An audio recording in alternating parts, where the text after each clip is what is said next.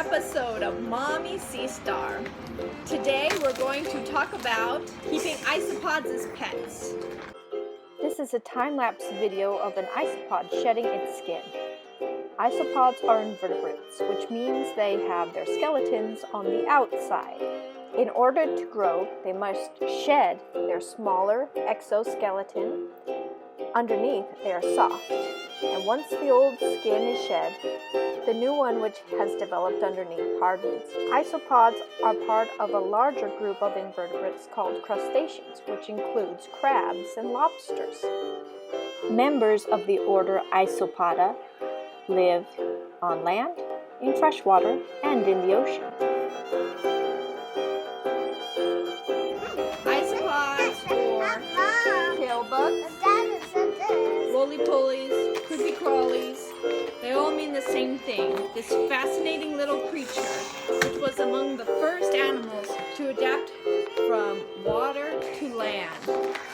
Many millions of years ago, 250 million years ago, they were trilobites in the sea. The first animal to develop eyes. Isopods still have gills, so when you keep them as pets, you need to make sure that their habitat is very moist and it's covered. So let's talk about where to find isopods. Like I mentioned before, isopods have gills and they need moisture to breathe. So look in moist soil to find them.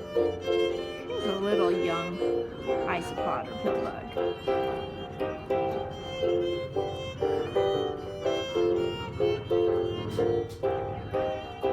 You can keep isopods in a simple container, such as this covered shoebox. I covered it with this mesh so that they can't get out the holes, but they can have air. Or you can keep them in a fish tank like this one. And I'm going to need to cover it to keep in the moisture and the animals, but let in some air as well. To fix up a tank like this, you'll need, can I borrow this for a second? You'll need some gravel so that the water can drain to the bottom, and some wood chips. I found this near a tree that was cut down, an oak tree.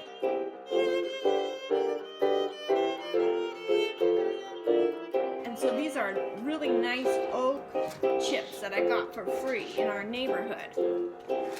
Mom, give me this. Sure. Let's set this up. So you'll put the rocks and gravel at the bottom. This is fish tank gravel, but you can use rocks you find in the yard. There. There you are. And then a layer of substrate on the top. Wood chips. Isopods feed on the dendrites on the forest floor. They're dendritivores, which means they feed on the decaying plant and animal matter of the forest. So you'll probably want to add a nice plant. I put a spider plant in here because they're very adaptable and they'll enjoy this very moist environment that you'll need for your isopods. And there you have it. A very simple terrarium with gravel, substrate, wood chips, and a plant.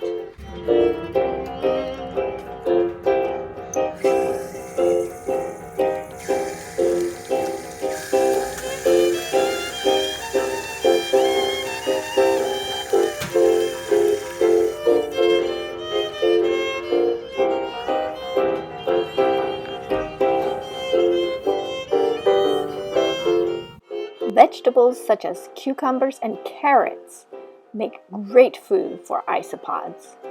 Be sure to change the food frequently.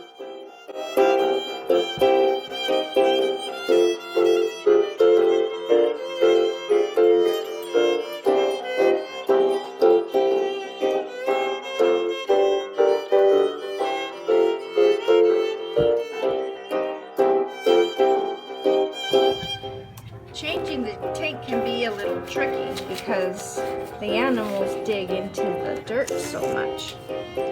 So what I do is I dig out quite a few of them and I put them in a separate container like this. And then I take some of the old dirt, and it still has a lot of animals in it, so I put the old dirt into this container that's outside. So that way if there's any animals still inside, they have a nice place to live.